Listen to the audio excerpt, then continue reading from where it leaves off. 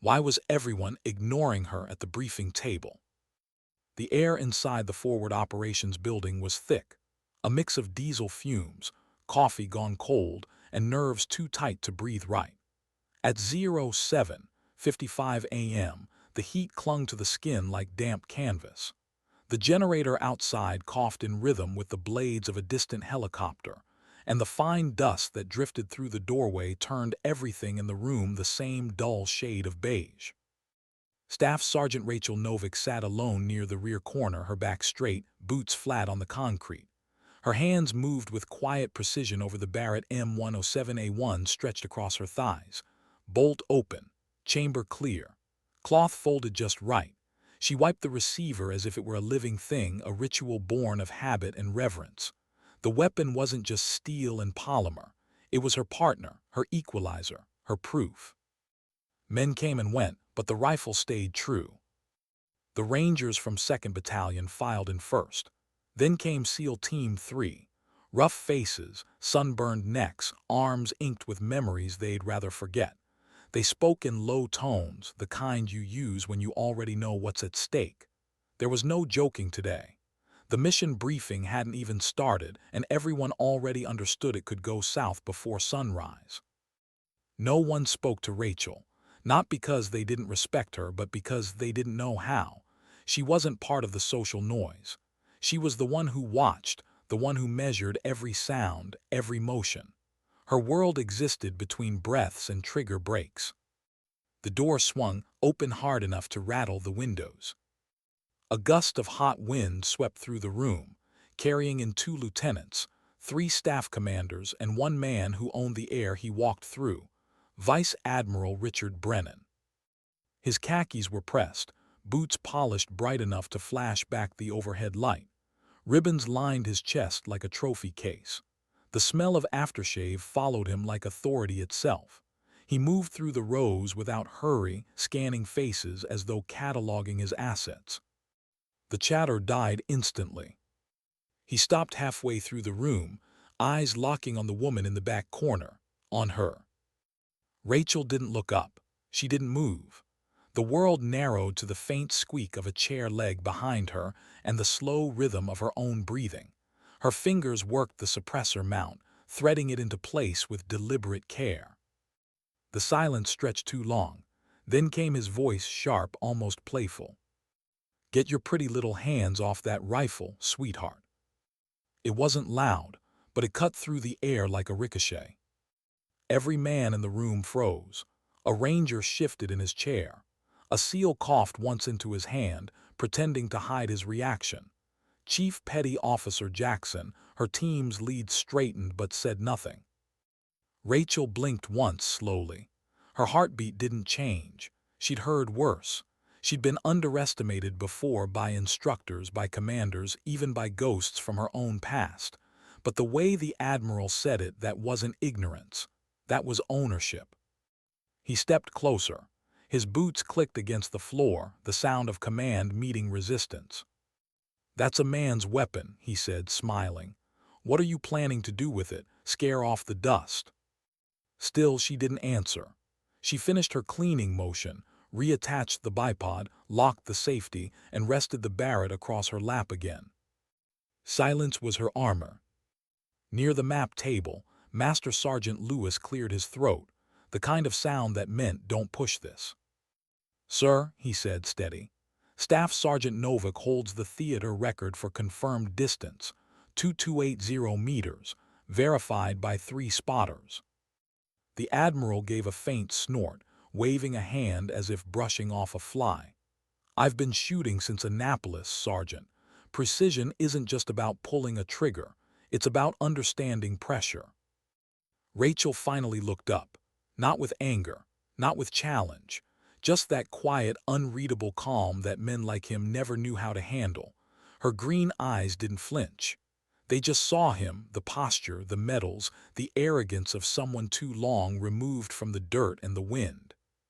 He reached down and grabbed the barrel. The room changed instantly. Every operator there felt it, that unspoken line that had just been crossed. You don't touch another shooter's rifle. Not ever. Not when it's zeroed, not when it's calibrated for one trigger finger, one heartbeat, one human being. Her left hand stopped mid-motion on her ammo pouch. The whole room seemed to hold its breath. Chief Jackson murmured her name once, Rachel, half warning, half plea. She didn't move, didn't blink. Inside her head, she heard her grandfather's voice, a memory wrapped in frost and Wyoming wind. Never let them see you break, kiddo. You don't fight pride with noise. You fight it with proof. The Admiral held the weapon for a heartbeat too long, then let go, smiling like he'd won something. Fine, he said lightly. Let's see if the quota system keeps up when things get real. He turned and walked toward the map table. Rachel stood slowly, not to protest, not to challenge, just to reassemble. Her movements were measured, exact. Sling adjusted, bipod locked, optics checked. Every click of metal sounded like a response she didn't speak aloud. And yet, everyone in that room knew what she'd said, without a word. She didn't need to prove anything to him. But when the time came, her proof would echo across the valley like thunder. Her story hadn't started here, not in the dust and diesel of this compound. It began on the wide, wind-battered plains of Wyoming, in a town too small for traffic lights, where fences leaned with age and wind carried the smell of pine and rust.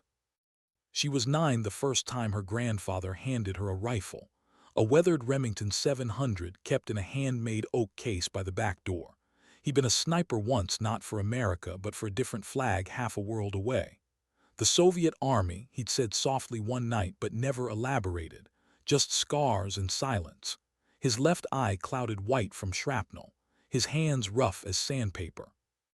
That morning, he drove her 2 hours into the prairie, past where the roads ended, until the world was nothing but horizon and wind. He didn't explain how to aim, didn't speak at all, just set a tin can on a fence post and nodded. Rachel held her breath, squeezed, missed by a mile. He didn't scold her, just waited until she steadied her shoulders, adjusted her grip, and tried again. The can jumped on the second shot. He nodded once, that was all. By 12, she could hit prairie dogs at 500 yards in sidewind. By 16, she'd cleared steel plates at 600 in front of an entire veterans reunion, every shot clean, every breath calm. Her father, Tom Novick, a Marine veteran from Desert Storm, said nothing on the drive home. But the next morning, the truck was gassed up, and he drove her straight to the recruiter's office. He waited outside while she signed the papers. Her grandfather didn't come, just handed her the old rifle cloth he'd used for 30 years and said, "Keep it clean." That was his way of saying goodbye. Fort Moore, Georgia, U.S. Army Sniper Course. Their silence became survival. The course didn't care that she was the only woman in the class. It didn't care about intentions or courage or fairness. It cared about results. Each morning started before dawn, rucksacks heavier than bodies, mud thick as concrete, clay, sweat, and the taste of blood from biting your own tongue. No one called her by name. Some just said the girl. Others didn't speak at all. But she noticed how often the instructors checked her logs, how many times they remeasured her scope mounts, twice as often as anyone else. She didn't complain, she just shot. When they took breaks, she cleaned optics. When they slept, she practiced dialing wind corrections blindfolded. By the 4th week, something shifted. Instructors stopped checking her math. They started using her wind calls to correct the others. One night, a master sergeant with combat ribbons from Afghanistan pulled her aside and said quietly, "Cleanest trigger break I've ever seen." She nodded once, said nothing, then got back in line. She graduated top of her class. Her final shot, a confirmed 2,280 meters, a new record. No applause, no speech, just a handshake and a folder with her name spelled right. That was enough. And now here she was, years later, sitting in a briefing room full of men who didn't know what she'd already survived. The Admiral stood by the projector, his boots planted, his ego unshaken. He spoke about mission parameters, wind sectors, radio frequencies, the sound of authority. But Rachel wasn't listening to words anymore. She was listening to air movement, the faint hum of the AC unit, the way the room felt just before something important happens. She felt that tension before ambushes, before firefights, before the moment life decided to test her resolve again. And it was about to. Because Vice Admiral Brennan wasn't finished. Not by a long shot. When the briefing ended, the officers began to stand. Papers shuffled. Boots scuffed. Brennan lingered near her table, pretending to inspect something on the map. Then his hand drifted again toward her Barrett. He didn't ask. He just reached. Her pulse slowed to half. She knew what came next before it happened. He grabbed the rifle by the upper receiver, twisting as if to lift it, maybe to test her, maybe to provoke. Rachel stood smooth, silent. Her left foot slid forward an inch, her shoulders squared. Her voice came low, calm. "Sir, hands off the rifle." He didn't stop. Her body reacted on instinct, years of training and reflex in one motion. She pivoted, redirected his pull, pressed her thumb into the nerve above his wrist, and twisted just enough to make him drop to one knee. No violence, no rage, just precision.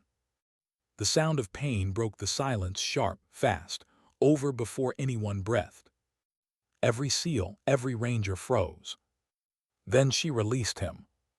He staggered up, pride cracked but not gone. She stood there, rifle still in her hands, calm as stone. "Sir," she said evenly, "give me 6 targets, any range you want. If I miss even one, I'll accept reassignment. But if I don't, you'll give me overwatch. No interference." He looked at her for a long, dangerous second. "Fine," he said, "you get your 6. And that was how it began. The challenge that would echo across every corridor on base before the hour ended. Because when she stepped onto that firing range, the world would finally understand what silence could do when it decided to speak. What made her accept that challenge so calmly? The question hung in the air, even after the Admiral walked away. Rachel stood still for a long moment, watching his back as he moved toward the door, surrounded by silence that no one dared break. The sound of his polished boots faded, but the weight of what had just happened stayed behind, heavy as the rifle in her hands. When the door closed, Chief Jackson finally exhaled. "Novik," he muttered, half smiling, half worried, "you just lit a fuse." She didn't answer. She was still listening to her own breathing, to the small echo in her chest that felt like both fear and something sharper, defiance. Every pair of eyes in the room turned toward her. No one said it out loud, but they all knew this wasn't just about marksmanship. It was about respect, about the invisible line every woman in uniform still had to cross over and over again. Rachel cleared her rifle, locked the bolt, and slung it over her shoulder. "Range in 20, she said quietly. That was all. And that was enough. By the time they reached the firing range, word had spread through the entire forward operating base. It was never official, rumors never are, but in places like this, stories travel faster than radio waves. A dozen Rangers leaned against sandbags near the perimeter berm. A few SEALs had drifted over from maintenance, sleeves rolled up, curious. Even 2 Air Force JTACs stood off to the side with binoculars, pretending they weren't watching. Rachel ignored all of them. She walked to the firing line the same way she did everything, deliberate, centered, focused. The desert heat shimmered off the earth like a living thing. Targets stood in staggered formation, 6 steel silhouettes stretching from 800 meters to 1,810. Fresh paint, no excuses. The Barrett M107A1 rested on a worn-out shooting mat. The same rifle that had just started an argument with a vice admiral. Now it was going to end it. She knelt beside it, adjusted the bipod legs, and checked the optic mounts. Each click of the turret sounded like punctuation in a language only she spoke. Her spotter, a young staff sergeant from 10th Group, crouched beside her. He looked nervous, maybe a little in awe. "You good, ma'am?" he asked softly. Rachel didn't look at him. She was already scanning the range, noting mirage lines, crosswinds, and shimmer distortion. "Check the kestrel," she said. He read the device. 12-knot wind from 2 o'clock, gusting 15. She nodded. "Variable crosswind, will wait for a lull." Her voice stayed calm, even. To her, this wasn't about an audience. This was about the ritual breath, pressure, release. The same 3-beat cadence her grandfather had drilled into her years ago. Behind them, footsteps approached. The sound was heavier, slower, like boots that had never learned humility. Vice Admiral Brennan. He came without his staff this time. His right wrist was bandaged, but his posture was the same, proud, stiff, unwilling to yield even an inch of authority. He didn't say anything as he stopped 10 feet behind her. Just watched. The sun climbed higher. The range went quiet. Even the wind seemed to pause. Rachel settled prone. Her elbows dug into the mat, left hand steady on the bipod frame, right cheek against the stock. The rifle was an extension of her breathing now. She inhaled once, exhaled, waited. And then she spoke, not to the Admiral, not to the crowd, but to herself. 6 shots, nothing fancy, just truth. The spotter whispered, "Target 1, 800 meters, ready." Rachel blinked once. The first shot was almost gentle. The Barrett's deep crack rolled across the valley like thunder too slow to leave. Half a second later, the steel plate sang, a clean, perfect hit dead center. She cycled the bolt, slow and precise, feeling the familiar weight of recoil fade through her shoulder. No words, no cheers, just rhythm. Target 2, 1,000. She adjusted 1 click up, half-mil right for wind drift, and fired. The sound of steel again, ringing clear. Someone behind her whispered, 2 for 2. Rachel ignored it. The third target sat at 1,200 meters. Mirage building low, image bending slightly left. She paused, reading the waves of heat the way others read text. Inhale, exhale, squeeze. Impact slightly high but still on steel. The crowd murmured. The Admiral's shadow shifted. Fourth target, 1,400. Crosswinds were unstable now. Dust devils spun out near the berm. She waited, watching the shimmer, the way the light danced over the metal. Timing meant everything. Then 1 breath later, she fired. A second passed. Then came the deep, echoing clang. The spotter grinned, 4 clean. Still she didn't move. Her pulse stayed low, steady. Fifth target, 1,600. The far ridge shimmered like water. She adjusted 3 clicks up, heavy right hold, fired. The sound took longer this time, 2 full seconds, but it came back pure. 5 hits. The Admiral folded his arms, expression unreadable. Now came the last. The real one. Target 6. 1,810 meters. The limit of what even this weapon could promise. The crowd went silent, even the murmuring stopped. Rachel adjusted her position, sliding half an inch lower for stability. She flipped to the last page of her data book, the range she'd tested at once before, long ago. Barometric pressure, air density, temperature differential. All variables. All noise. She tuned it all out. In her head, she heard her grandfather again. "The shot's already true, girl. You just have to meet it halfway." She waited, the wind eased, the mirage steadied. She pressed the trigger. The recoil hit like an old friend. 3 seconds of silence. Then, dong! The sound carried through the desert like a church bell. The steel didn't just move, it bowed. 6 for 6. The spotter looked back wide-eyed. Confirmed, all targets neutralized. Behind her, no one moved. The silence wasn't disbelief. It was respect, the kind earned in a single breath and 6 bullets. Rachel slowly rose to her knees, cleared the chamber, ejected the magazine. Then she stood. Vice Admiral Brennan stepped forward. The look on his face had changed, the sharp edges gone, the pride tempered into something quieter. He stopped in front of her, his right hand still stiff from earlier. He didn't offer it this time. Instead, he raised his left in a slow, deliberate salute. "Staff Sergeant Novick," he said, voice even, "I was wrong." It wasn't dramatic. It didn't need to be. She nodded once. "Permission to resume mission prep, sir." He lowered his hand. "Permission granted." That was it. No apology beyond those few words. But in the language of the military, of men who rarely admit defeat, it was enough. That night, long after the range had emptied and the noise had faded, Rachel sat outside the barracks with her rifle beside her. The desert wind had cooled. The stars hung low, sharp and endless. She cleaned the barrett again just like she had that morning, bolt open, chamber clear, cloth folded perfect. Her hands shook slightly, not from adrenaline, but from the slow exhale after a day that had demanded everything. Chief Jackson found her there. He sat down on the sandbag next to her without asking.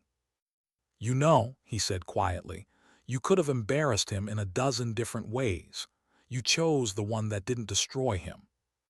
Rachel didn't look up. "He needed to understand," she said softly. "Not to be humiliated, just reminded." Jackson nodded, watching the barrel glint in the moonlight. "You just changed the tone of this whole base." She shrugged. "Doesn't change the mission." "No," he said, "but it changes how they'll listen when you speak." She didn't answer, just kept wiping down the receiver, slow, methodical, as if every stroke of the cloth erased another line of doubt. The sound of the generator hummed low behind them. Somewhere a radio played faint country music from another tent. The night smelled like oil and sand. Rachel finally set the rifle aside and looked up at the stars. "Funny," she said after a while, almost to herself. "People think shooting about aggression. It's not, it's about patience." Jackson smiled faintly. "You've got more of that than any of us." She didn't reply. Because patience wasn't something she'd learned. It was something life had carved into her, round by round. Later in the dark of her bunk, Rachel replayed the day in her head, the Admiral's smirk, the tension, the shots, the silence after. And beneath it all, something else lingered, a memory she hadn't touched in years. Her grandfather again, standing by that same Wyoming fence post, the wind cold and steady. He said something she hadn't understood back then, something that finally made sense tonight. "Respect isn't what they give you, Rachel. It's what they can't take away once they've seen you earn it." She turned over, eyes half open, letting that line settle deep into her chest. Tomorrow would bring another mission, another valley, another set of coordinates. But tonight, for the first time in a long time, she felt still. Outside, the desert wind whispered through the tents, low, steady, endless. And somewhere beneath that sound, the steel memory of 6 perfect shots echoed back, fading into silence. Sometimes dignity doesn't speak. It simply acts. Why did she always wake before the alarm? Because real shooters never slept all the way through the night. They drifted between alert and stillness, half awake to every creak, every hum of radio static, every shift of the wind against the tent canvas. At 04:55 a.m., Staff Sergeant Rachel Novick was already dressed. Camouflage sleeves rolled tight, hair braided back, face calm but cold.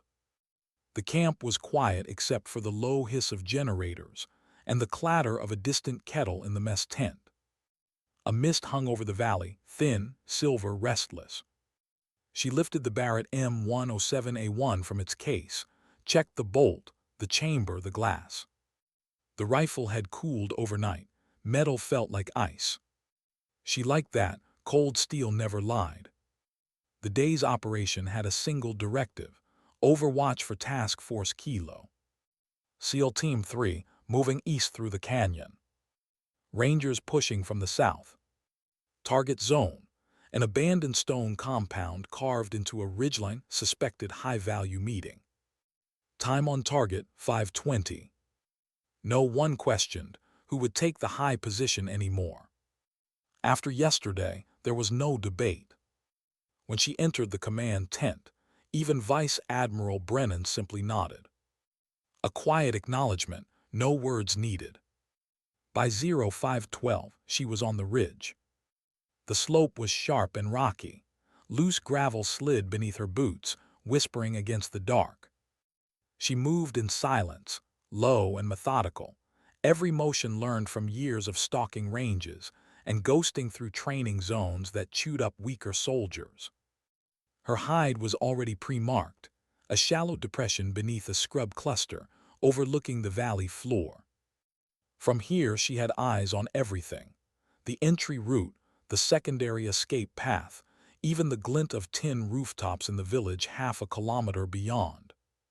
She set the Barrett down. The bipod locked against stone. Rear bag packed tight. Scope aligned, spotting scope to her left. The horizon was starting to pale, not sunrise yet, just the slow bleeding of light before it arrives. She checked the kestrel. Wind 5 mph, quartering right. Barometric pressure stable. Her voice came low into the comms. Overwatch 1 established. Visual on compound. Visibility moderate. Chief Jackson's voice crackled back. Copy that, Viper. Rangers moving in 30. SEALs in position east flank. Rachel adjusted her cheek weld, breathing steady. Through her scope, the world shrank to a narrow circle: stone walls, broken doors, shadows that hinted at movement. She saw a sentry light a cigarette on the rooftop. The orange flare bloomed, small and foolish. She waited for him to turn his head. He did. She fired. The sound was less a bang, more a rolling concussion that thundered down the ridge and was gone. Half a second later, the sentry collapsed. No reaction inside the compound.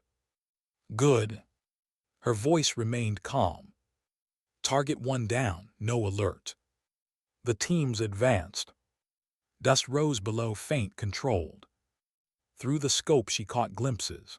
Shadows moving along the canyon's edge, flashes of gear, the flicker of infrared markers. Then on the far trail, 2 hostiles shifting along a switchback path, rifles slung lazy. Range, 960 meters. She adjusted 1 click for elevation, 2 left for wind drift. Waited until the lead man paused to look back. 2 squeezes, rhythm pure. Bang clang, bang clang. Both down before either could breathe alarm. 3 down, she whispered. Chief Jackson's voice: copy, keep watch on north wall. Her heart didn't race. This was her world. Slow breathing, long waits, split-second truths. But beneath the stillness, something else stirred, the thought that always came when she had time to feel. That quiet voice asking, why am I still doing this? She could have transferred to training. She'd been offered an instructor post months ago. But she stayed out here in the dust, where life balanced on distance and decimals. Because peace never felt real unless it was earned through risk. Movement, balcony, 2 guards. She exhaled, adjusted. Both dropped within 4 seconds. 5 down. Then higher roofline, uneven sandbags, another man packing. She tracked him through gaps in cover. Waited until he paused mid-stride. Headshot. 6. Overwatch clear, she said softly. Proceed. Roger, Jackson answered. Through the scope she watched them breach, small explosions of light, the flash of movement through doorways, short bursts of automatic fire echoing back. She followed each sound, searching for patterns, threats, anything moving outside the plan. Then she saw him, a rifleman breaking from the compound, sprinting toward the ridge line. Range 1,610 meters. Partial cover, thin trees. Not ideal. She tracked him, breathing low. The world faded until it was just him, her crosshair, and time. Inhale. Exhale. Trigger. Impact. High shoulder. He folded, fell. 7. Hostile neutralized, she said. Jackson's tone was steady but softer. Copy, Viper, last sweep clear. And then one final echo of movement far right, almost 2 kilometers out, near a stone arch. A man adjusting his radio gear, unaware. Range 1,987 meters. 2-foot gap between support pillars. Wind shifting. She recalculated, 1 full mil off right. Fired. 3 seconds of waiting. Then impact. Silence after. Total. All threats down, Jackson confirmed. Teams entering compound. Rachel lowered her head slightly, letting the silence return. Her ears rang, but the world felt balanced again. By 06:30 it was over. 6 high-value targets captured alive. 0 friendly casualties. When Rachel reached the fob hours later, the heat was already brutal. Dust coated everything, turning the base the color of ash. Vice Admiral Brennan stood outside the command center, clipboard in hand, talking to reporters from a distant network feed. He saw her approaching, nodded once. Later that day, she learned he'd signed a Silver Star recommendation, her Silver Star. Citation: precision fire resulting in operational success without exposure of ground units.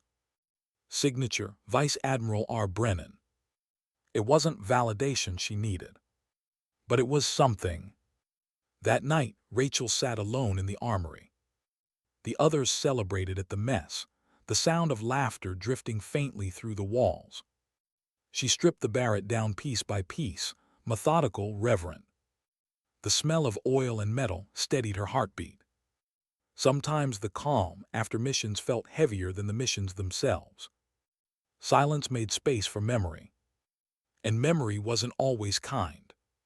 She thought of her grandfather again, old Malin Novak, sitting on the porch with his scarred left eye and that steady, patient voice.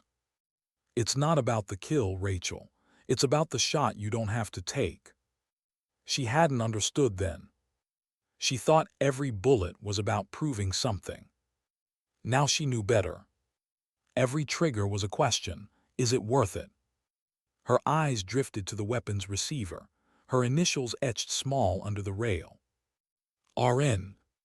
Faded now, half rubbed by sand and time. The rifle wasn't just a tool. It was the story of everything she'd survived. She locked it back into its case, closed the latches. Then she did something she hadn't done in months, stepped outside, away from the noise, into the desert night. The stars stretched endless again. She let herself breathe. Chief Jackson found her there. "Can't sleep?" he asked. She smiled faintly, "Not after days like this." He handed her a tin mug of coffee, sat beside her. "You did good, Viper. Wasn't just me." He shook his head. "Doesn't matter, people saw it, even Brennan, you earned that." She looked out at the horizon. "Respect's fragile," she murmured. "You spend years earning it, lose it in one rumor." Jackson chuckled. "Then keep shooting straight. Rumors can't argue with results." She nodded, silent. The wind shifted, warm, dry, carrying the faint smell of gunpowder and diesel. For a long while they just sat there. 2 soldiers, one quiet night, the hum of the earth beneath them. Finally Jackson spoke again, voice low. "You ever think about what comes next?" She didn't answer immediately. Then softly, "Yeah, but I never planned too far. Out here tomorrow's a luxury." He nodded, understanding. Weeks passed. The report cleared, metals processed. The mission faded into the catalog of classified successes no one would ever publicly know. But inside the base, the story lived on, the sniper who silenced an admiral with 6 perfect shots. Brennan kept his distance after that. Not out of fear, but out of recognition. He treated her differently, not softer but honest. And when her reassignment orders arrived 3 months later, his signature was at the top. Instructor, Special Forces Sniper Course, Fort Liberty. Her next chapter. The ceremony was simple. Morning light over the parade field. Flags barely moving in the wind. She stood straight as the commander pinned the new tab to her shoulder. Cameras clicked. Someone called her name from the line, another graduate she'd once mentored unofficially. She nodded back, faint smile. No speech. No applause. Just one more mission completed in silence. After the ceremony, she received a small folded note from Vice Admiral Brennan. No rank, no signature. Just a single line. "For what it's worth, the Navy could use shooters like you." She folded the paper and tucked it into her breast pocket. 2 weeks later, she flew home. Wyoming looked the same, endless fields, fences that bent with the wind, roads that disappeared into the horizon. But the house felt emptier. Her grandfather's chair sat untouched on the porch. His hat still hung on the same nail. She found the old Remington 700 in its wooden case by the door, cleaned, oiled, as if he'd expected her return. On the nightstand beside his bed sat a small wooden box.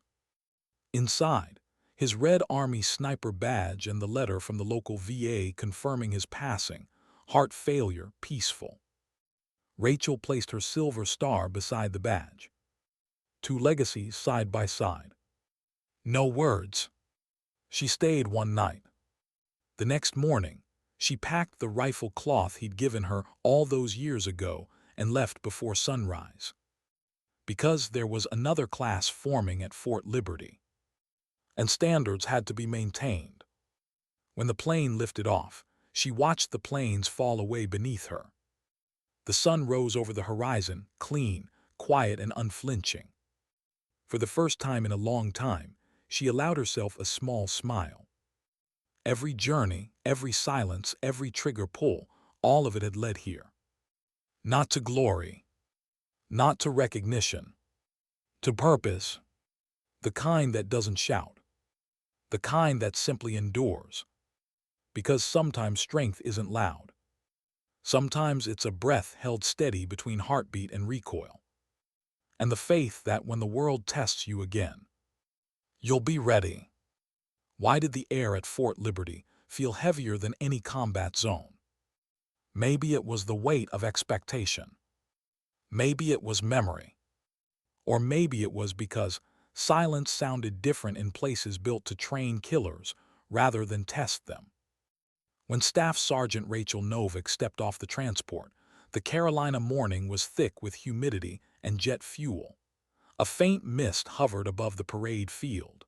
The barracks loomed in neat gray rows, windows reflecting a sky still deciding between dawn and daylight. She adjusted the strap on the rifle case slung across her shoulder and took in the sight. Everything smelled of brass polish and new beginnings. She'd been here once years ago, but this time she wasn't a student. This time she was the standard. Inside the instructor's office, the walls were lined with framed course certificates and black and white photos of men posing beside rifles twice their size. No smiles, just proof. A man in a tan uniform looked up from behind the desk as she entered. Major Reese Havorson, course commander. Broad shoulders, quiet eyes, the kind of leader who didn't waste breath on small talk. He stood and offered his hand. "Sergeant Novick, welcome home." She shook it firm. "Thank you, sir. I read the report from Kandahar. His tone was steady, analytical. Hell of a demonstration. It was a misunderstanding, she said. He smirked. Most legends start that way. He handed her a thin folder, her instructor's schedule. You'll start with observation and target ID. End of week, you'll run the advanced marksmanship block. She flipped through the pages. How many in this class? 24, 3 foreign exchange candidates, 2 women. She nodded once, understood. He studied her a moment longer. You'll find teaching harder than pulling a trigger, Novik. Out there, results are binary, hit or miss. In here, results breathe back at you. I'll adapt, she said simply. He smiled faintly. I believe that. Her first morning on the range felt like stepping into a memory, with the volume turned down. The same Georgia red clay, the same echo of boots on gravel. Only now she was the one with the whistle, the clipboard, and the stare that made recruits straighten up. Listen up, she said, voice carrying over the range. Out there, a miss isn't just a mark on paper, it's a name on a wall. You'll learn wind like you learn language. You'll learn patience like you learn pain. If you don't, you won't last. Some of the trainees shifted uncomfortably. One of them, tall, blonde, young, smirked slightly. Rachel caught it in her periphery. Something funny, private. He cleared his throat. No, ma'am, just didn't think we'd get poetry with our ballistics. The others chuckled. Rachel didn't. She walked toward him, boots slow on the gravel, stopped 2 feet away. Name? Cadet Monroe, ma'am.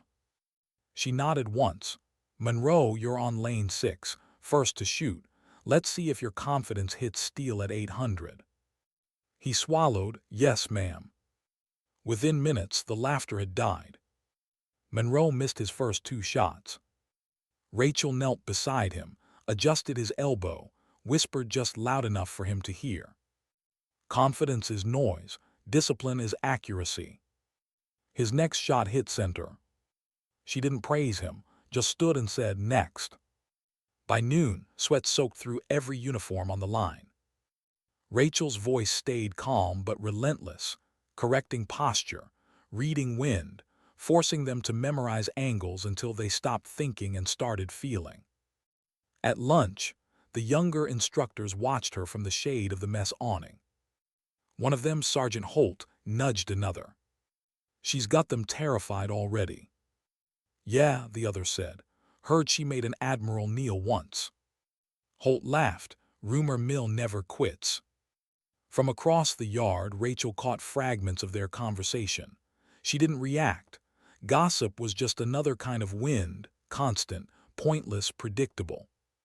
She ate quietly, scanning her notes for the afternoon drills. The hum of base life surrounded her, generators, radios, the distant pop of a test range.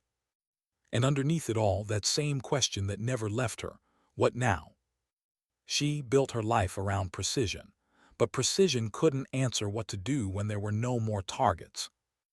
That evening, Major Halvorson found her still at the range. The sun had sunk low, painting the world in copper and shadow.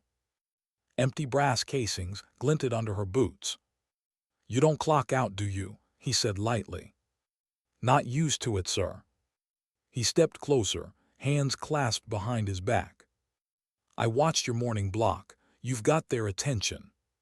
Fear's not the goal, she said. Good, he replied. Then teach them what comes after fear. She looked at him, and what's that? Clarity.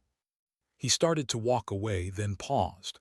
By the way, there's a guest arriving tomorrow, Lieutenant Commander Brennan, the Admiral's son. Rachel's brow tightened. Related to? Halvorson nodded. Same Brennan, Navy Cross recipient, logistics liaison, he'll observe your block. Her jaw set, but her voice stayed level. Understood, sir. When he left, she stood there for a long time, watching the last light fade behind the berm. She wasn't angry, not exactly, just tired of how small the world could be. Morning came with thick fog rolling off the river. She set up the spotting scopes, called the students to formation. When the black SUV pulled up near the range gate, no one noticed at first. But Rachel did. A tall man stepped out, uniform crisp, cap tucked under his arm. Lieutenant Commander Eli Brennan. Younger than his father, leaner, calmer in his movements. He walked toward her, hand extended. "Sergeant Novick," he said, "heard plenty about you." She shook it, professional, neutral. "Likewise, sir."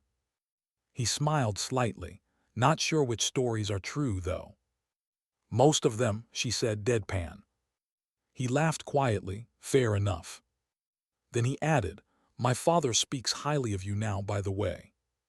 "Now," she repeated, without looking up from the clipboard. He caught the tone and didn't push further. "Mind if I observe?" "Range is open," she said. He stayed near the edge, arms folded, watching her run the drills. For 3 hours he didn't interrupt, just listened. When the students broke for hydration, he approached again. "You've got them tuned in," he said. "Discipline's easier to teach than ego," she replied. "Guess you'd know." She glanced at him. "You came here for something specific, Commander." He hesitated. "Actually, yes. I wanted to see what kind of soldier made my father apologize." Rachel's hand stilled on the spotting scope. Then she met his eyes, calm, unreadable.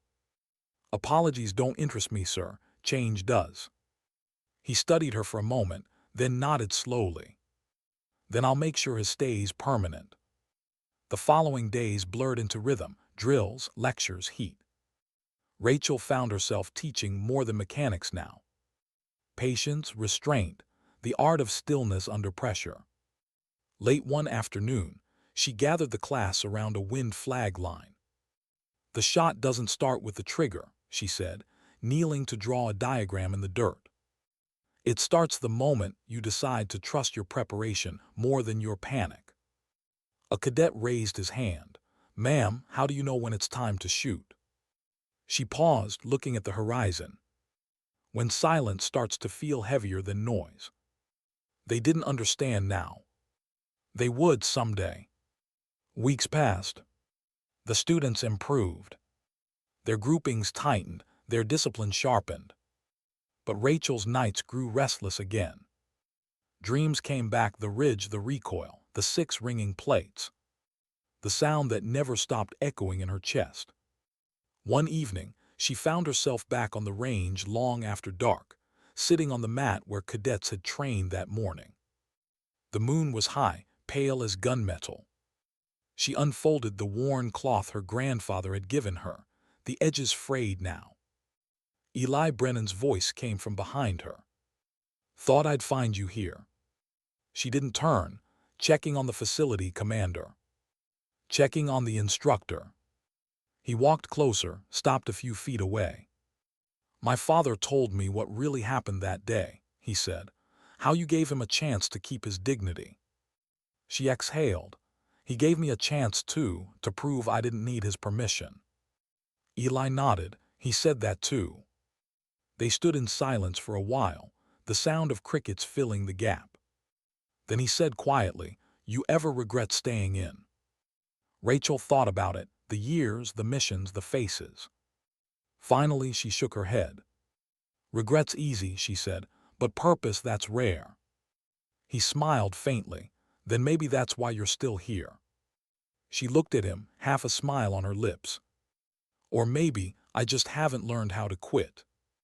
Later that night, she sat alone again, staring at the stars above Fort Liberty.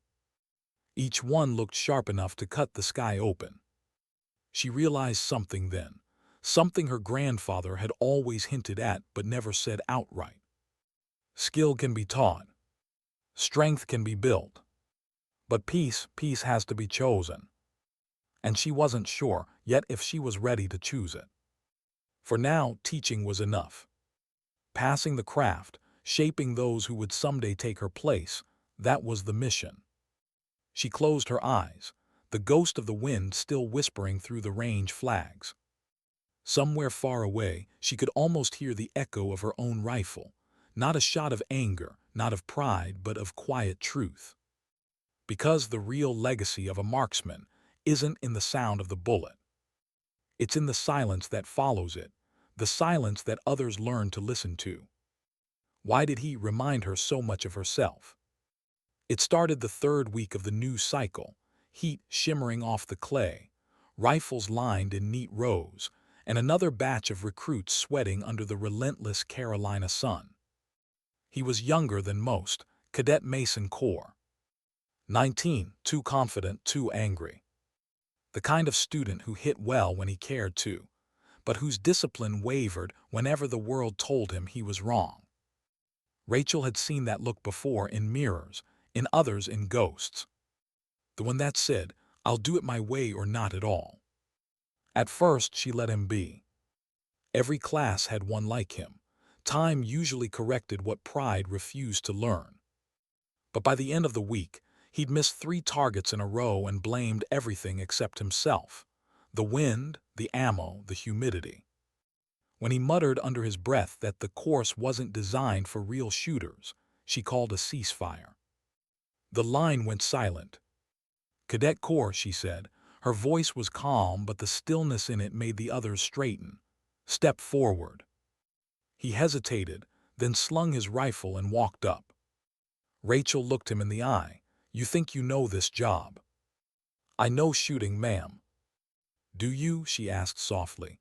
"Because shooting isn't about power, it's about control. Power's loud, control's quiet. Which one are you practicing?" He clenched his jaw, didn't answer. "Take the shot again," she said. "Same target, no excuses." He got prone, breathed once, fired and missed by a clean 3 inches. Rachel walked over, crouched beside him. Her tone softened just enough. "Tell me what you saw." "Mirage drift, slight right. I compensated." "Tell me what you felt." He frowned, felt. "Yes, wind on your cheek, humidity, the weight of the trigger before break." "I don't know," he admitted. She nodded slowly. "That's your problem. You're shooting numbers, you're not shooting truth." He looked at her, confused and frustrated. "What does that even mean?" She pointed toward the far berm. "You want to know what it means? Be here tomorrow, 4:30, before anyone else. Bring your rifle, no ammunition." He showed up. 4:30, fog thick over the field. The range lights cut thin beams through the mist, turning every breath into a ghost. Rachel was already there, sitting cross-legged on the shooting mat, cleaning her rifle. She didn't look up when he arrived. "You're early," she said. "You said 4:30. She nodded. "You listened, that's new." He frowned, not sure if it was a compliment. "What are we doing?" "Learning to see," she said. For the next hour, she made him crawl through the wet grass, scanning the landscape with nothing but his eyes. Every shift of wind, every tremor in the air, the way the sun slowly bent the horizon. "Tell me what's moving," she said. "Nothing," he replied. "Wrong," she said quietly. "Everything's moving, you're just not paying attention." He followed her gaze, saw the grass ripple differently near the range flag, the faint dance of heat distortion over a patch of sand, a bird gliding low across the berm. For the first time, he understood what she meant. "Shooters don't predict," she said. "We listen. The world tells you everything before it happens. You just have to learn its language." He nodded, humbled. "Now," she said, "take the position. No rounds, just the motion." He dropped prone, aimed, breathed. "Again," she said. He repeated it. And again. And again. For 30 minutes, no shots fired, just repetition. Just breathing, just focus. Finally, she told him to stand. He did, muscles trembling from stillness more than exertion. "Tomorrow," she said, "you'll bring live rounds. But until you stop fighting yourself, you'll never hit what you're aiming at." Over the next days, something changed in him. He stopped talking, started listening.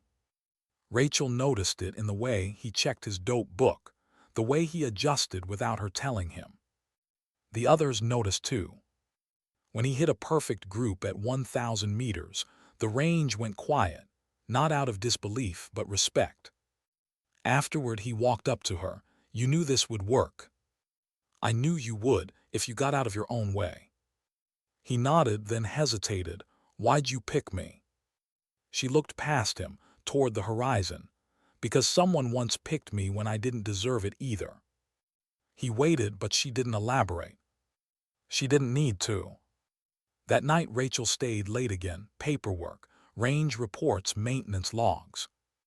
The rhythmic clack of the old ceiling fan, mixed with the distant echo of live fire from another training zone. She leaned back in her chair and closed her eyes for a moment. Sometimes the sound of gunfire didn't bring fear or adrenaline, just memory. Each echo felt like a conversation with ghosts. Her phone buzzed. Unknown number. She answered out of instinct. Sergeant Novick. The voice was low, older. Vice Admiral Brennan. She straightened slightly. "Sir." "Relax, I won't keep you. I just wanted to say thank you. My son told me about your work at Liberty." "He's a good officer," she said. "I know," Brennan replied. "He didn't learn that from me. He learned it from watching people like you." There was a pause, then his voice softened. "I was wrong about a lot of things, Sergeant. But I wasn't wrong about one. Pressure does reveal character. You just showed me whose it was." She didn't know how to answer.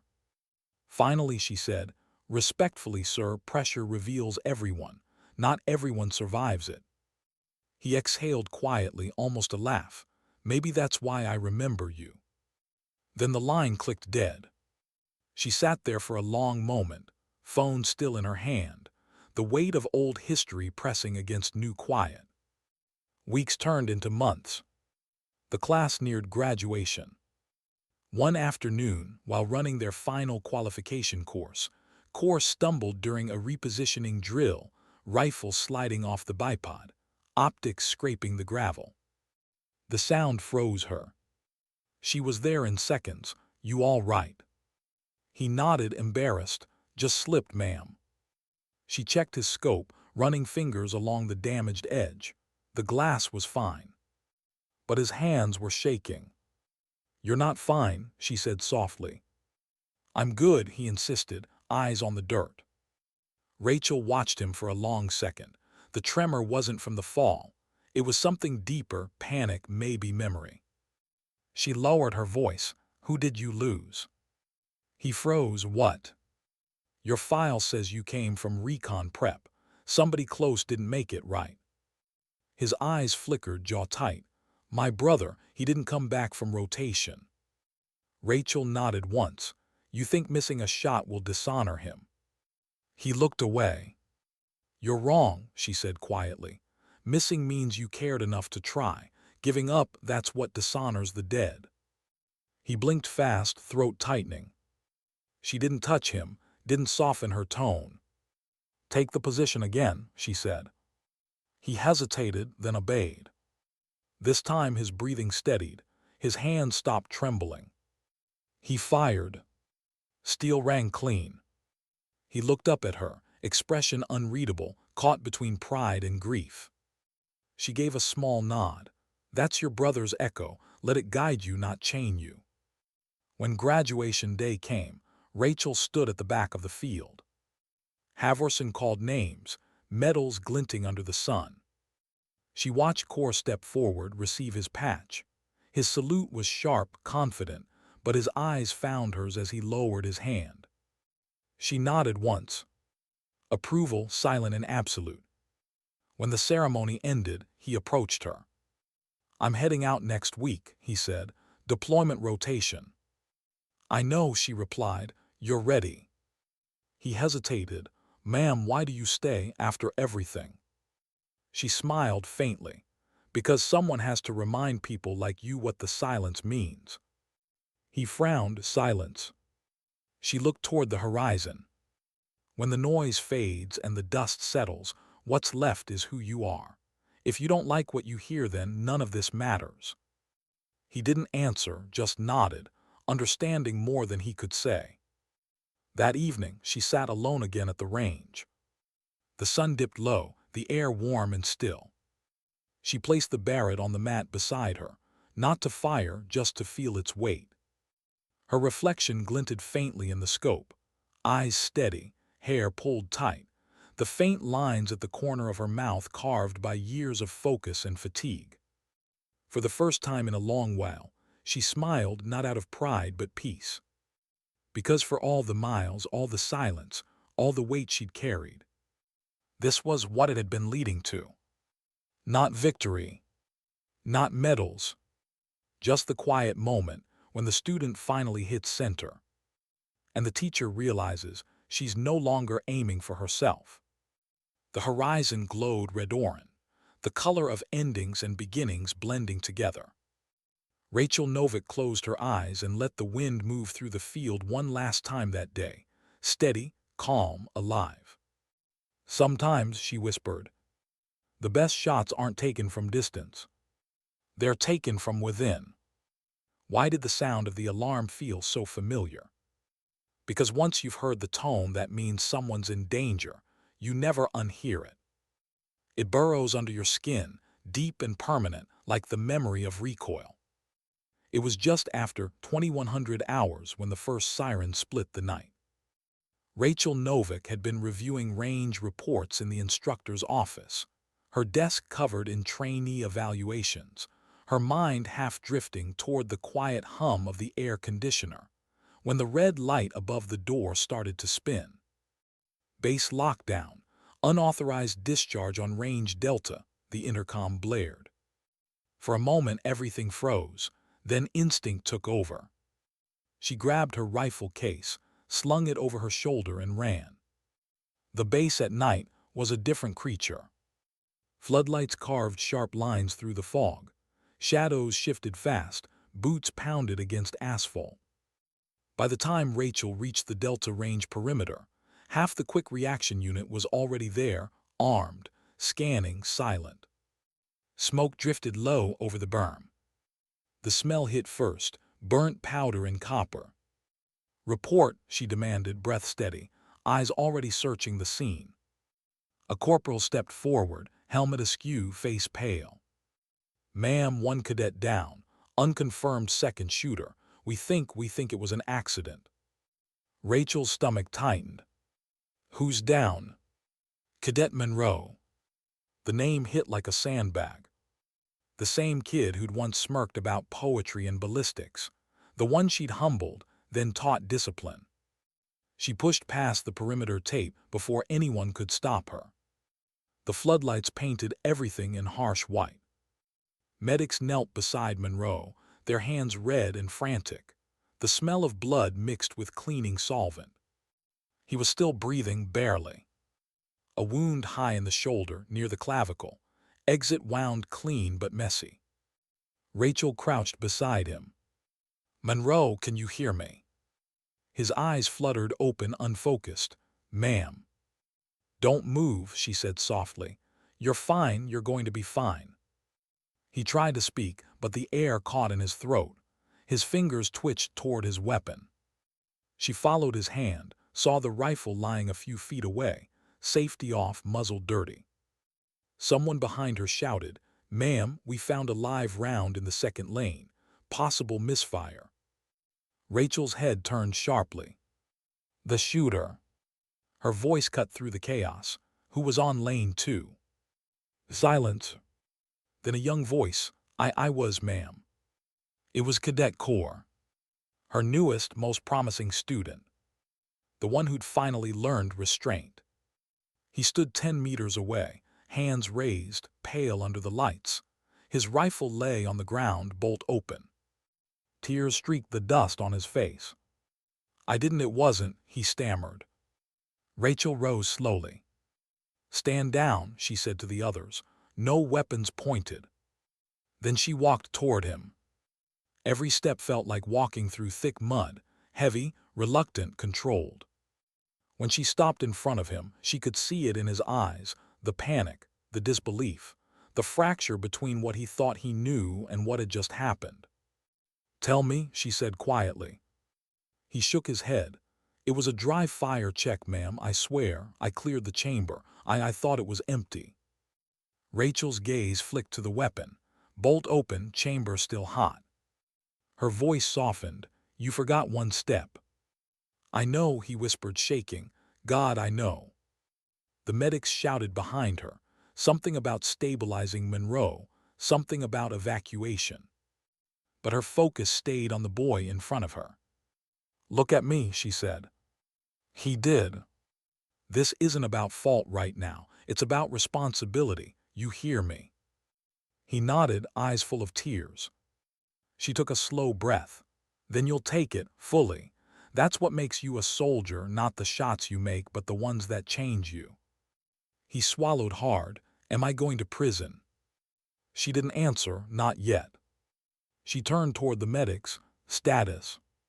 Stable, one replied. He'll make it if we move now. She nodded, go. As they lifted Monroe onto the stretcher, Rachel stepped aside. For a brief second, his hand brushed hers, weak, trembling but alive. Then they were gone, swallowed by flashing lights and sirens.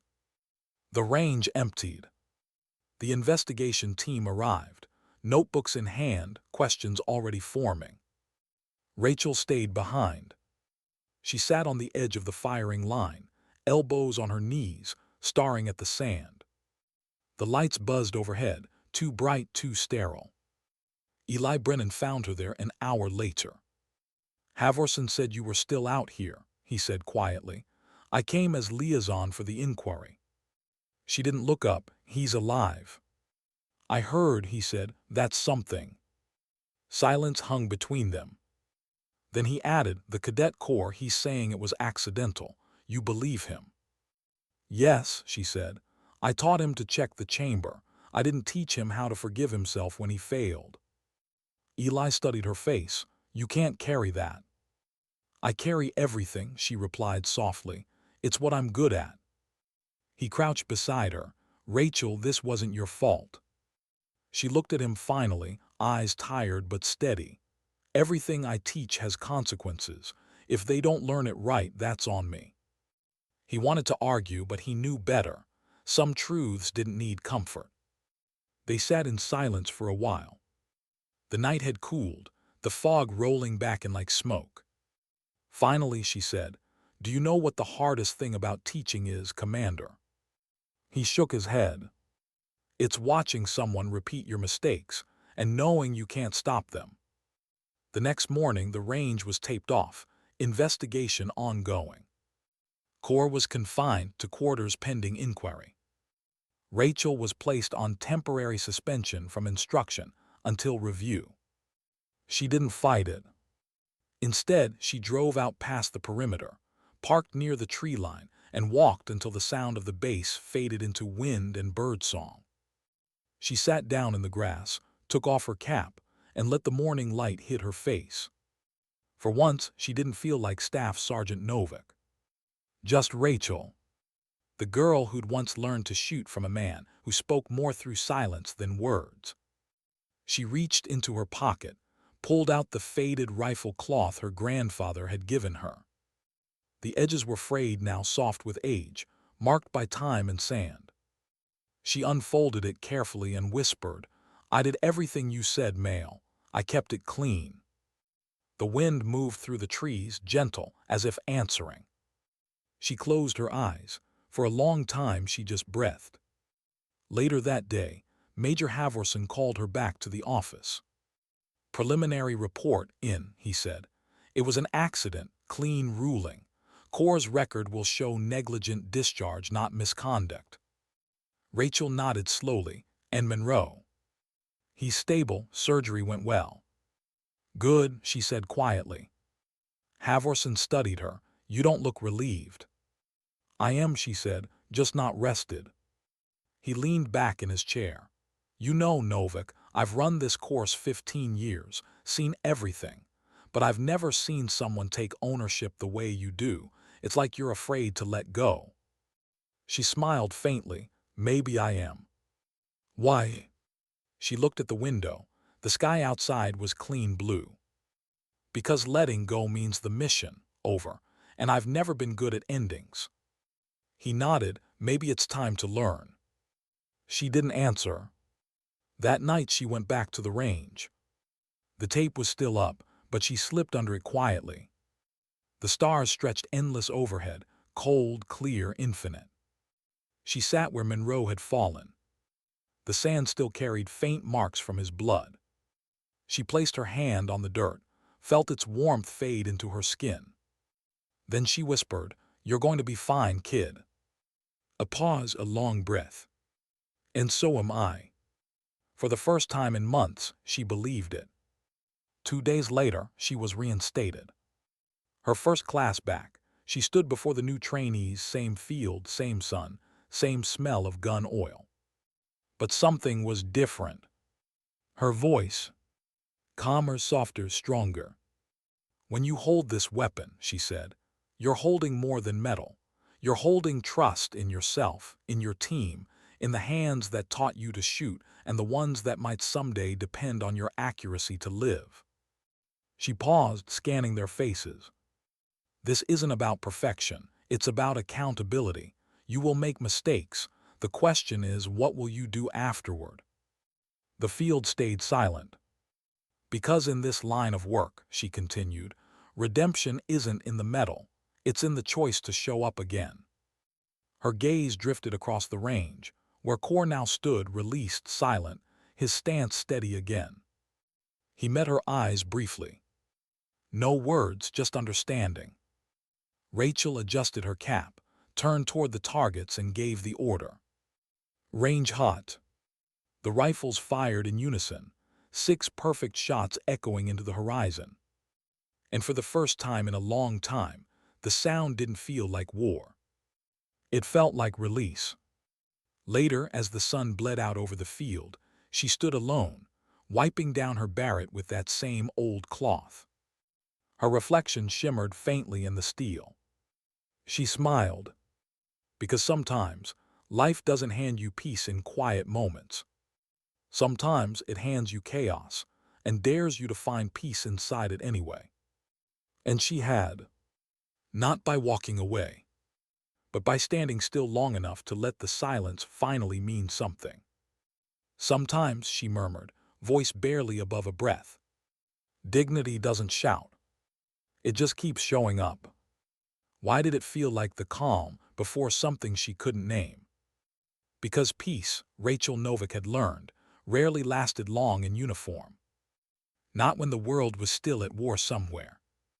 Not when soldiers like her existed in the space between missions and memory. 3 months had passed since the accident on Range Delta. The scars on the ground had faded. The cadets had rotated. Life at Fort Liberty had settled into rhythm again. But the quiet felt unnatural. Every morning she ran the same 3 miles before dawn, her boots crunching the same gravel, her breath rising in the same pattern. Every afternoon she walked the range, inspecting weapons, correcting posture, repeating the same lessons she'd said 100 times before. And every night she sat on the porch of the instructor's quarters, sipping coffee gone cold, staring out at the tree line, waiting for something she couldn't describe. It came on a Tuesday. Always something ordinary. The base phone rang just after 600. "Staff Sergeant Novick," came Major Havorson's voice, low and even. "Need you in my office, now." No explanation.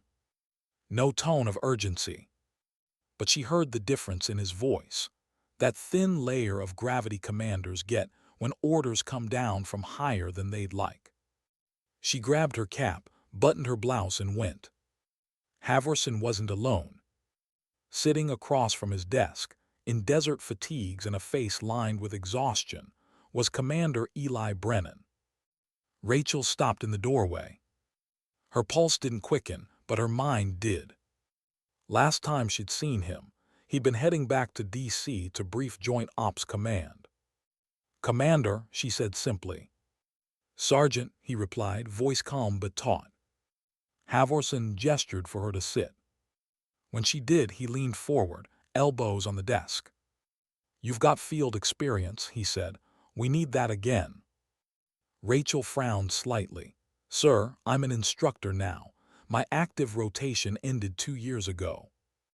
He nodded. I know, but this isn't standard rotation. It's a joint tasking, 1 week, off book. Her silence said explain. Eli Brennan reached into his folder, slid a photo across the desk. Aerial shot. A compound nestled in a desert valley, the architecture familiar, the terrain unforgiving. Kunar Province, he said. Intel picked up chatter about a surviving HVT cell from your old operation. Same valley, same network. You know that terrain better than anyone still active. Rachel's eyes stayed on the photo, the ridgelines, the folds in the earth. She could still feel the wind there. Smell the dust. And you want me to. Advise Overwatch, he said. 2 new shooters, no combat engagement expected, observation only. Havorson added, they requested you specifically, said they studied your range footage at Liberty. Rachel exhaled slowly, and if I say no? Eli looked at her carefully. Then they'll go without you, less prepared, maybe less lucky. Silence. Finally, she said, I'll go, but not as command, strictly support. Havorson nodded, understood. Eli handed her the orders, wheels up in 6 hours. By afternoon, she was back where she swore she'd never be, sitting in the back of a transport C-17, flight gear strapped, duffel at her feet, Barrett case secured beside her. Across the cargo bay, the 2 assigned marksmen sat quietly, young, sharp-eyed, their gear too clean, their silence too loud. Sergeant Novick, one asked after a while, you really hit 6 targets under 15 knots crosswind. Rachel looked up. You planning to break that record or write about it? He blushed, looked away. The other smiled faintly. She leaned back, closed her eyes, and let the hum of the engines take her somewhere else. For a moment she was back in Wyoming, the wind colder, the light softer, the silence purer. Her grandfather's voice echoed faintly. Never forget what calm feels like, Rachel. It's what you'll fight to return to. They landed at Bagram just after dawn. From there, a smaller bird took them east, low over broken mountains, where the world turned beige and endless again. When the rotors slowed, the valley opened below, familiar and foreign all at once. It had changed. New outposts, new scars. But beneath it, the same skeleton of rock she'd once known better than her own reflection. She stepped off the chopper and felt the air hit her like memory. Dry, thin, honest. Chief Jackson was waiting. Older now, hair streaked gray. When he smiled, it was weary but real. Viper, he said, didn't think I'd see you out here again. Didn't think I'd be here, she replied. He gestured toward the ridge. Same hide we used last time, you'll feel right at home. She almost smiled. That's what worries me. By 2100 hours, the Overwatch post was in place. The wind was steady, the valley lit faintly by half-moon. Her spotter, Corporal Ruiz, adjusted the scope beside her, whispering numbers, confirming range and drift. Rachel didn't need them. She could feel it. The mission was simple. Confirm movement inside the compound, capture recon footage, no engagement unless fired upon. But missions were never that simple. At 2142, the first shadow moved. Then 2 more. Not guards, hostiles armed, patterned movement, scanning perimeters. Ruiz whispered, Command wants confirmation, you got visual. Rachel tracked the nearest figure, tall, cautious, carrying an old Dragunov slung low. Through her scope, she caught a faint glint of metal under his collar, a small tag. Her breath caught. It was the same mark she'd seen 3 years ago. Same cell. Same insignia. The ones who'd killed 3 Rangers before she'd cleared them in her last mission here. Except this one had survived. She whispered into comms, visual confirmed, HVT2 likely present. Permission to record only. Static. Then command. Copy Viper, hold fire, observation only. She exhaled, steadying. But Ruiz spoke again, low, urgent. Ma'am, right flank movement. They spotted the drone. She turned her scope. 2 men running downslope, rifles up, heading toward the recon unit below. No time for command approval. No time for protocol. Just instinct. She adjusted windage. Held 2 clicks right. Inhaled, exhaled. Trigger brake clean. The first man dropped. Second one paused, wrong decision. Another squeeze. Another echo. Then silence. Ruiz froze. Command's gonna. Command can debrief later, she said. Her voice didn't shake. Her eyes didn't blink. Because for all the years she'd spent teaching restraint, in this moment, this breath, she remembered who she truly was. Not a name. Not a rank. A function. A necessary silence. When they exfiltrated at 300, the radio chatter was clean, the valley quiet again. 2 confirmed hostiles neutralized. No friendlies lost.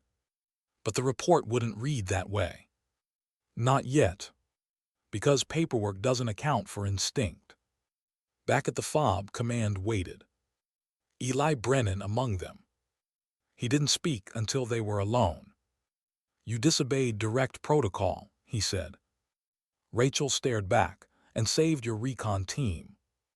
That's not the point. It's exactly the point.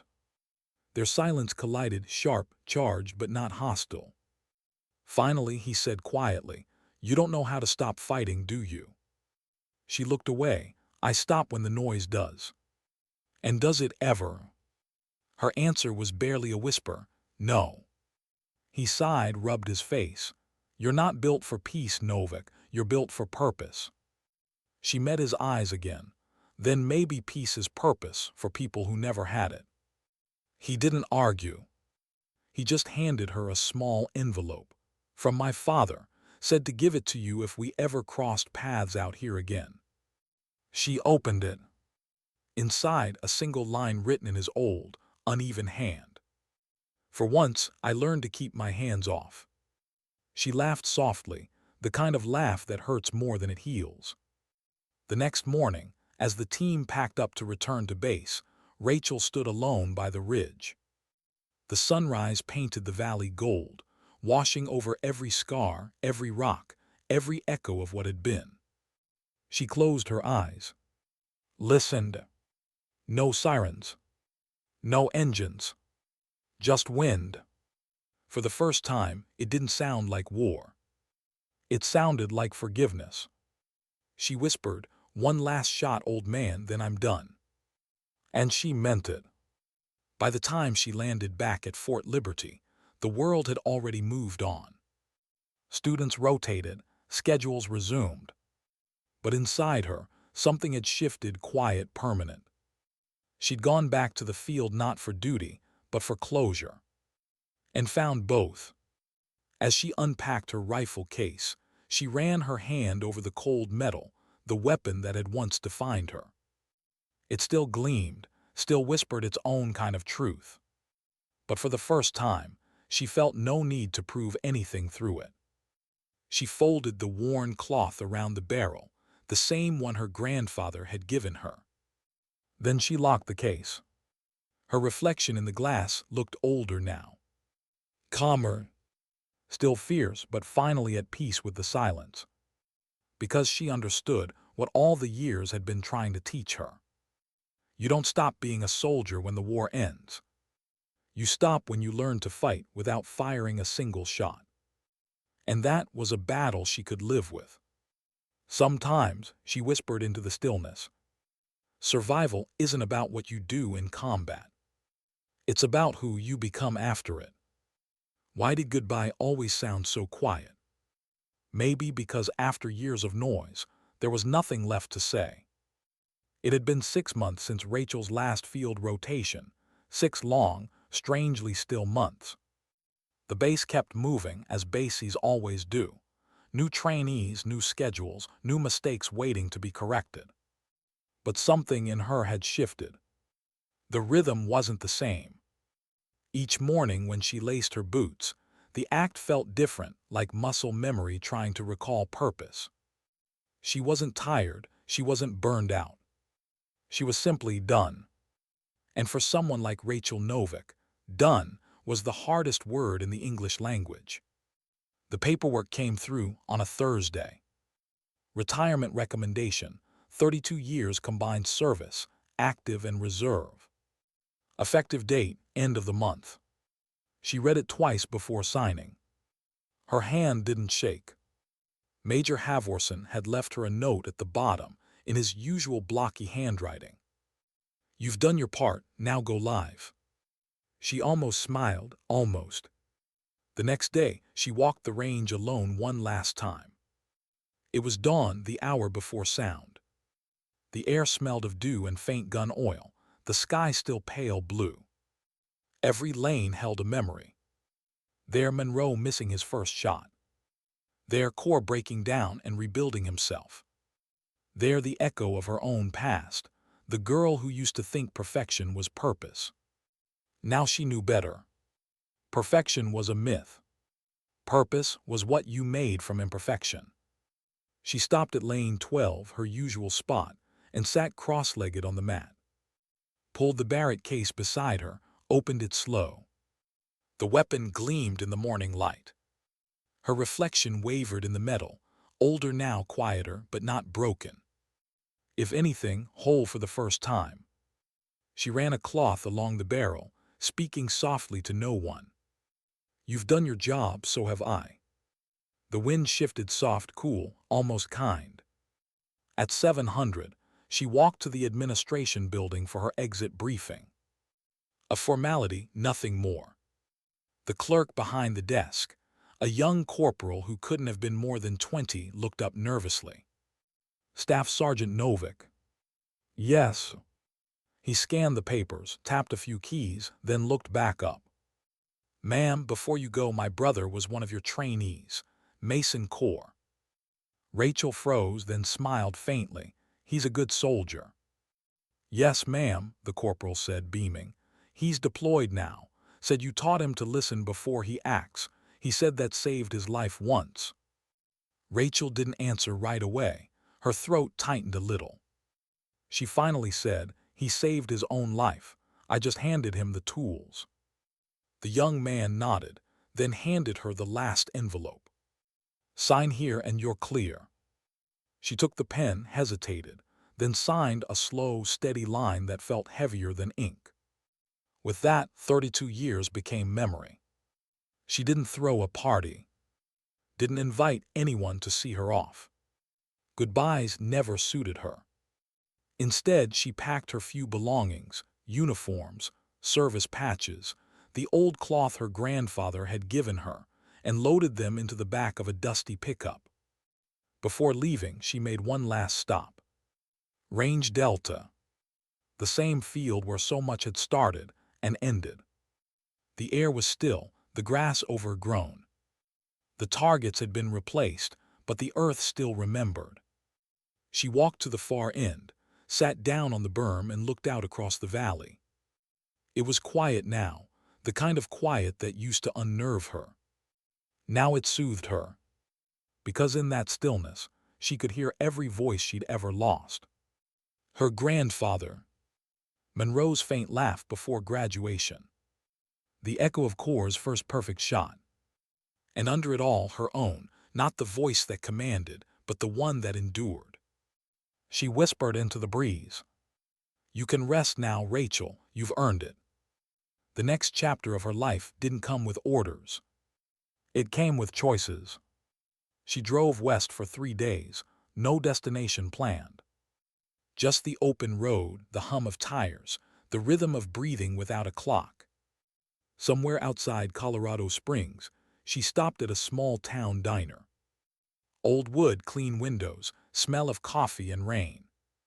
The waitress looked up, smiled, "Traveling through." Maybe, Rachel said. You military. Was. The woman nodded knowingly. You folks never really stop serving, do you? Rachel smiled faintly. Maybe we just learned to serve differently. The woman poured her coffee. On the house, then, for the lesson. Rachel laughed quietly. Thank you. She sat by the window, watching the light move across the empty road, and realized something simple, almost startling. She wasn't waiting for the next call anymore. For the first time in her life, nothing was expected of her. And instead of feeling lost, she felt free. Weeks passed. She found a small cabin near the foothills, quiet, modest, surrounded by pine. No bass, no drills, no sirens. Just wind, trees, and the sound of her own breath. The first few mornings, she woke before dawn out of habit. Muscle memory never faded. But instead of dressing for formation, she brewed coffee and sat on the porch, watching the horizon change colors. Sometimes she'd bring out her old rifle, not to shoot, but to maintain. It was her ritual, her meditation. Each motion deliberate. Each click of the bolt a kind of prayer. Not for targets, not for victory, but for the reminder that she was still here. Still her. One afternoon, she received a letter. Handwritten. No return address, just coordinates. Inside, a note in familiar handwriting. You said silence is where we meet ourselves. I think I finally understand that. Core. Below it, a small photo. Core and his squad smiling under desert sun. Rachel held it for a long time, then placed it on the shelf beside her service plaque. Not as a trophy, as a promise kept. Winter came early that year. The mountains wore white like armor, and the nights grew long. She adapted easily. Built fires, chopped wood. Listened to the radio, more for company than news. One night, a broadcast played a song she hadn't heard in decades, an old folk tune her grandfather used to hum while cleaning rifles. She smiled, closed her eyes, and mouthed the words. The wind knows the marks we make. It carries them home. Outside, the wind answered softly, whispering through the trees, steady and low. And in that sound, she realized something profound. She had never really left the battlefield. She had simply carried it inward, until it became peace instead of pain. Years later, people would tell stories about her. Some true, some exaggerated. The woman who broke an admiral's grip. The sniper who hit 6 targets in a storm. The instructor who taught silence like it was scripture. But the story she told herself was simpler. It was about a girl who learned that strength wasn't in holding on. It was in knowing when to let go. And dignity. That was never loud. It was the quiet act of staying steady when the world tried to shake you apart. One morning, years later, a group of cadets from Fort Liberty arrived at her cabin unannounced. They brought flowers, a patch, and a folded flag. Their leader, a young woman with sharp eyes, said softly, "Ma'am, we're the new class. We were told to find you, to say thank you for teaching the ones who taught us." Rachel looked at them for a long moment, youth, strength, hope. Then she smiled, small and sure. "You're welcome," she said. "Now go make your own noise." They saluted. She returned it, slow, deliberate, final. When their truck disappeared down the road, the silence returned. But this time, it didn't feel empty. It felt earned. That evening she sat by the fire, rifle across her lap, old cloth in hand. The flames reflected in her eyes, soft, golden, alive. She whispered the last words her grandfather ever said to her. "Remember, Rachel, the gun, only as steady as the hands that forgive themselves." She smiled. "I do, Mail, I finally do." The fire crackled, the wind moved through the pines. And somewhere between the two, a life's worth of echoes finally went quiet. At dawn, the sun rose over the cabin, light catching the barrel of a rifle resting by the window. Unfired. Unneeded. Perfectly clean. The photograph beside it, a young woman in uniform, eyes fierce, heart steady, watched over it like a ghost made of grace. Because some stories don't end with a shot. They end with peace. Earned quiet absolute. Sometimes, her voice would have said if anyone had been there to hear it. Dignity doesn't speak. It simply acts. And when it's done, it lets go.